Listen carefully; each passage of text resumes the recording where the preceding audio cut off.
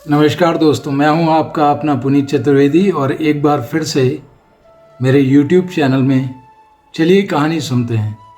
मैं आपका तहे दिल से स्वागत करता हूं। ये कहानी मेरे एक मित्र ने मुझसे शेयर की थी।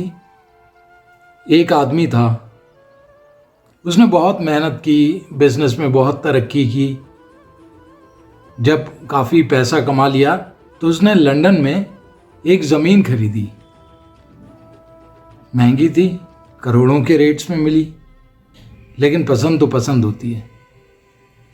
अब ज़मीन खरीदने के बाद उसने हाउस का रिनोवेशन कराया। दो चीज़ें थीं जो उसे बहुत अच्छी लगीं। बैकयार्ड में उस घर के लीची का पेड़ था जो कि बहुत पुराना था, 30 से 35 साल पुराना लीची का पेड़ था। रीज़न ये था कि उसकी वाइफ को लीची बहुत पसंद थी, तो लीची के पेड़ के साथ कोई छेड़छाड़ नहीं करना चाहता था। फ्रंट में स्विमिंग पूल भी मिला। बाकी मकान उसने अपने ज़रूरत के हिसाब से रिनोवेट करवा लिया। अब थोड़ा टाइम गुजरा, किसी दोस्त ने उसके ऑफिस में कहा कि यार तुम इंडिया से आए हो, इंडिया में कल्चरल वैल्यूज़ की बहुत ज़्यादा कद्र होती है, तुमने इस ज़मीन पे पता किया कहीं कोई ड्रॉबैक तो नहीं है? क्यों बेचा उसने?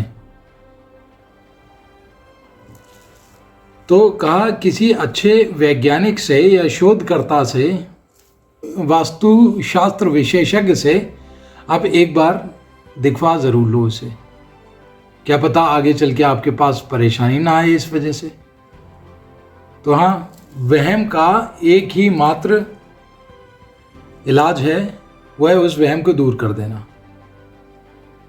तो बैंकॉक से मास्टर काओ, जो 30 साल से ऊपर से प्रैक्टिस कर रहे थे, उनको बुलाया गया। रिसीव करने एयरपोर्ट पे खुद गया। दोनों ने लंच किया और फिर ऑफ रोड स्टार्ट किया। ज़मीन ली थी, जो मकान था वो थोड़ा सा आउटस्कर्ट्स में था शहर से,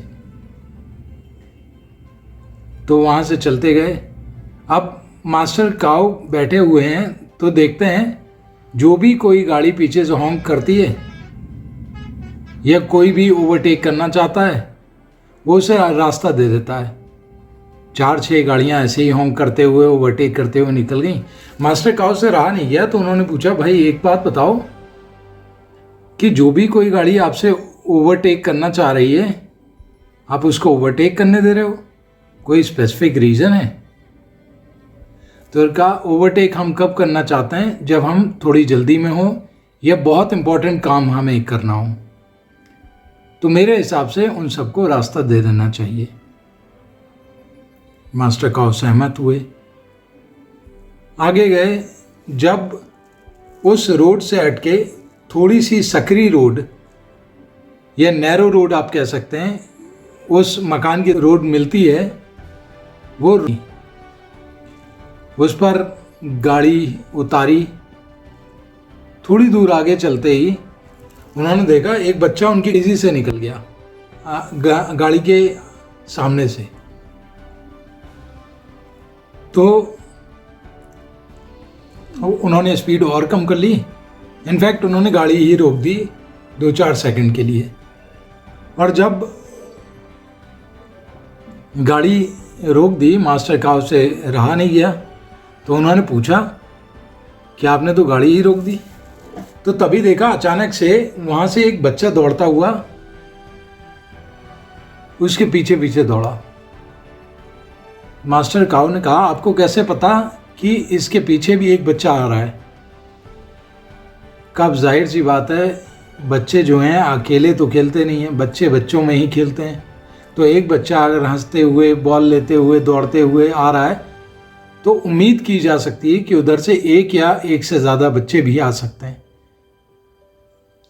कहीं किसी बच्चे को चोट ना लग जाए, एक्सीडेंट ना हो जाए, उससे बेहतर रहेगा कि मैं 5 मिनट के लिए यहाँ पे गाड़ी रोक दूँ। यही सोच के मैंने गाड़ी रोक दी।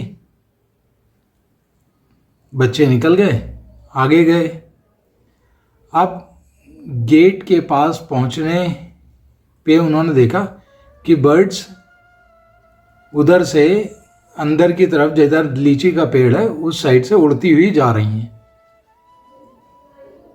तो मास्टर काऊ से रिक्वेस्ट की कि मास्टर, अगर आपको कोई ऐतराज़ ना हो तो क्या हम 2 से 3 मिनट के लिए यहाँ पे रुक सकते हैं?